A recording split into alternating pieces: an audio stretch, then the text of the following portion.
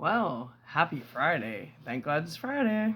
Okay, so I'm going to start off this video by saying when I'm wrong, I admit I'm wrong. And I was wrong about what I'm about to talk about briefly. So I'm admitting I was wrong. I want to talk about Eddie Vedder. It's on my conscience. It's been on my conscience for quite a while. You know, sometimes we choose not to like somebody for no fault of their own. Like, sometimes we are warped individuals. And, my little Eddie Vedder thing.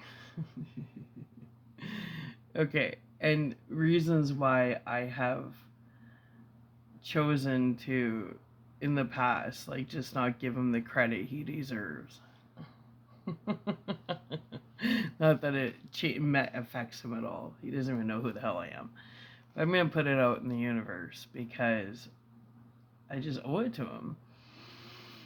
And I think more people need to... Oh.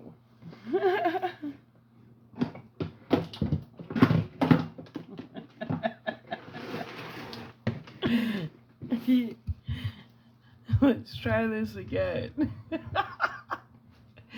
Okay, so Eddie Vedder. I think all of us need to take a step back once in a while and really evaluate what our beef is with people, especially people we've never actually physically been in contact with.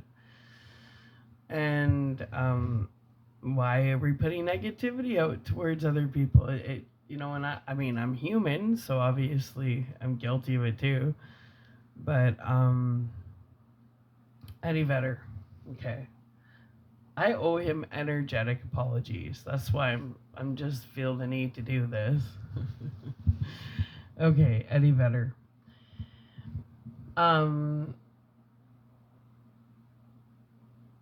Okay. So I've always felt very, very spiritually connected to Andy Wood of Mother Love Bone. And when Mother Love Bone kind of morphed into Pearl Jam, I felt like to be a big fan of Pearl Jam was like betraying Andrew Wood.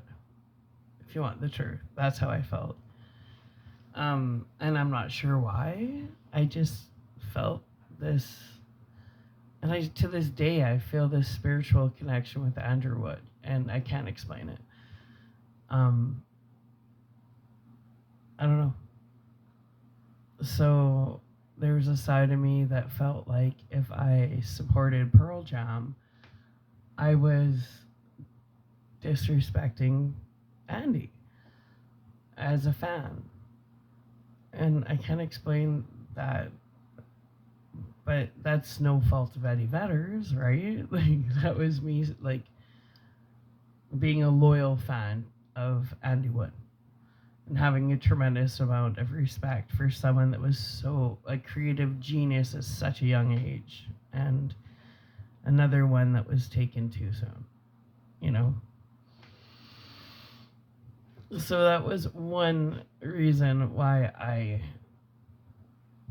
refused as a young tween to support Pearl Jam.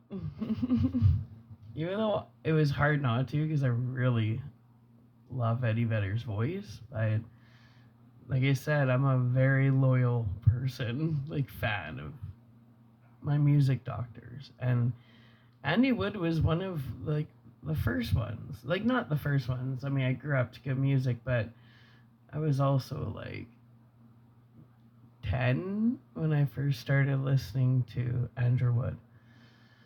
And I got really into it, and then he died when I was 11. I think 11 or 12. And I don't know. He's come to me in my dreams, kind of thing.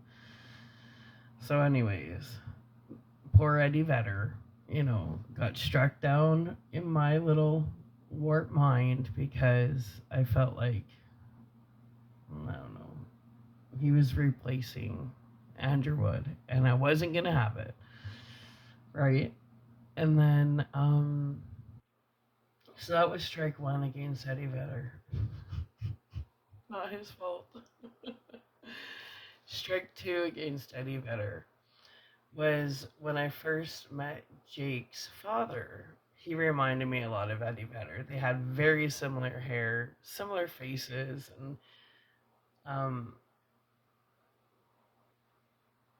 and Jake's dad ended up turning out to be a total complete asshole. So, because Eddie Vedder reminded me of Jake's dad back in the day, like I met Jake's dad 22 years ago. 22? What year are we in? Oh, fuck. I met him in 2002. Yeah, 22 years ago. So poor Eddie Vedder, I mean, because that's what drew me to Jake's dad, oddly, was he reminded me of Eddie Vedder. So when Jake's dad turned out to be a total prick, well, in my mind, Eddie Vedder was a prick. Because he reminded me of, he kind of looked like Jake's dad in an odd way when Jake's dad had really long hair. Poor Eddie, once again, no fault of his own. And then my third strike against Eddie Vedder was the Jeremy video, like the whole song. Because I did research on the whole story of the real life Jeremy, and I watched a lot of interviews with his mom, and the song had no relevance upon who Jeremy was as a person and the relationship he had with his parents. Upon my research, the true Jeremy was a phenomenal artist at the age of 6. Like, he was painting pictures that were like gallery worthy, and he had a very close relationship with his mom. So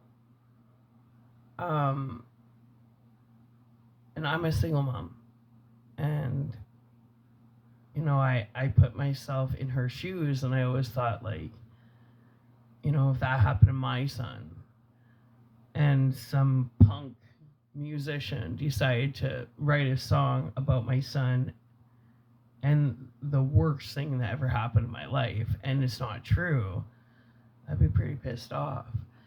And if I had a son that committed suicide, and there was musicians that wrote a song that had no relevance upon his true life, and it became a top song where every time I turned on the radio, I was mourning the death of my son, I just put myself in her shoes, and I couldn't handle it. And then I started thinking about how she felt. And I thought, like, for all the money that was made off of the song Jeremy, you guys should have compensated his family, even down to a beautiful like gravestone or something, or just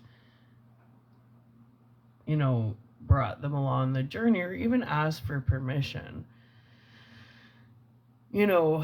asked if the family approved of an impactful song like that, and if they approved of the lyrics, because it wasn't Jeremy that had to live with that, it was the family. And I've known people that have committed suicide, and that's a hard blow, because everybody feels like maybe they should have tried harder, maybe they should have seen signs, and suicide becomes very personal to the people left behind.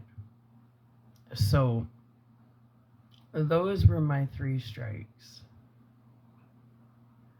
And one, it's not his fault Andrew Wood died. It's not his fault that he was a great candidate to continue the legacy that was once started, It's not his fault that he had good hair and he had similar features to Jake's dad, and Jake's dad's a total prick. That's not Eddie Vedder's fault at all.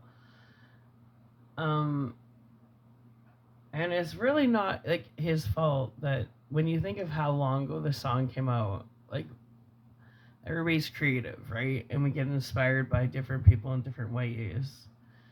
Um, and I think as years have gone by, I mean that was what 30 years ago.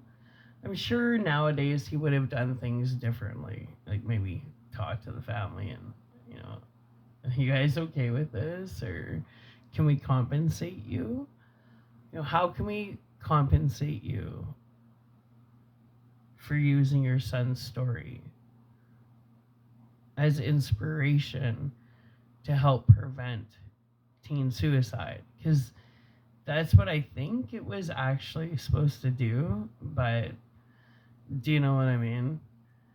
So, you know, but I look at Eddie Vedder's body of work over the years, and how long do you punish somebody for maybe not